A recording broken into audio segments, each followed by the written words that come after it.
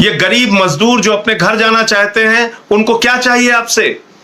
मात्र ट्रेन की सुविधा, मात्र ट्रेन की सुविधा, और वो भी कितने दिन की? अगर मान लीजिए कि घर जाने वालों की संख्या 4 करोड़ भी अधिकतम है, पूरे देश से 4 करोड़ मजदूर मान लीजिए अपने घर जाना चाहते हैं, तो रेलवे की क्षमता प्रतिदिन 2 करोड़ 30 लाख यानी 2 करोड़ से भी ज्यादा यात्रियों को प्रतिदिन यात्रा कराने की क्षमता है, एक स्थान से दूसरे स्थान पर ले जाने की क्षमता है।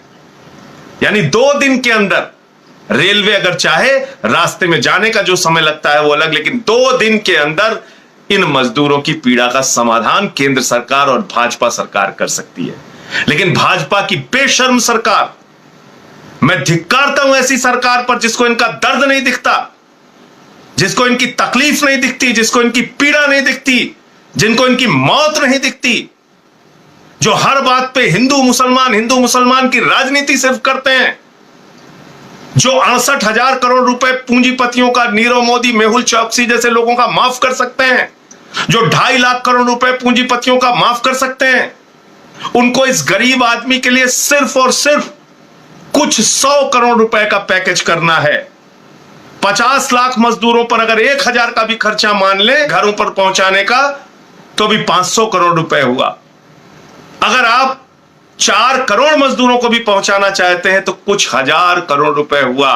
ये 500 करोड़ रुपए हुआ 50 लाख मजदूरों पे अगर 1,000 आप खर्च करते हैं, 1 करोड़ मजदूरों के लिए 1,000 करोड़ रुपए, 4 करोड़ मजदूरों के लिए 4,000 करोड़ रुपए। अरे तुम 68,000 करोड़ रुपए चंद पूंजीपतियों का माफ कर सकते हो। तुम्हें शर्म नहीं आती? इतने मजदूरों को मरने के लिए तुमने छोड़ दिया है, उनके भाग्य भरोसे उनको छोड़ दिया है। उनके लिए 2-4 हजार करोड़ का भी पैकेज तुम्हारे पास नहीं है।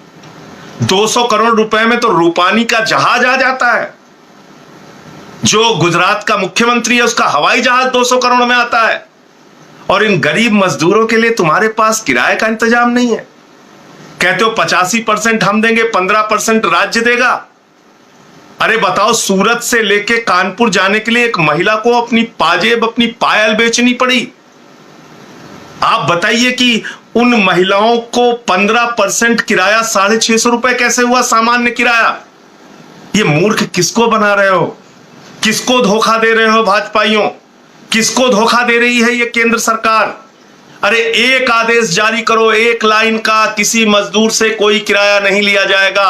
और अगर तुमको 85 और 15 की नौटंकी करनी है तो एक आदेश जारी करो, 1 लाइन का, जिस राज्य में ट्रेन जाएगी उस राज्य से वो पैसा तुम ले लोगे। 2 सरकारों के बीच का समझौता है। हर बात के लिए आदेश केंद्र सरकार जारी कर देती है। इसके लिए कह रही है राज्यों की अनुमति नहीं मिल रही, राज्यों की अनुमति नहीं मिल रही है। बंगाल है, फिर झारखंड है, फिर दिल्ली है, फिर फलाना है, फिर सिर्फ अपोजिशन की सरकारों को टारगेट करना है। एक इनका नेता है संबित पात्रा, वो कह रहा अजमेर से ट्रेन जा रही है, उसमें भी हिंदू मुसलमान खोज रहा है। अरे बेशर्मो, जरा शर्म करो। अजमेर शरीफ की दरगाह पे तो हिंदू ज्यादा जाते हैं, मुसलमान कम जाते हैं। अजमेर शरीफ की दरगाह पे तो प्रधानमंत्री जी भी चादर चढ़ाते हैं, वो भी चादर भेजते हैं।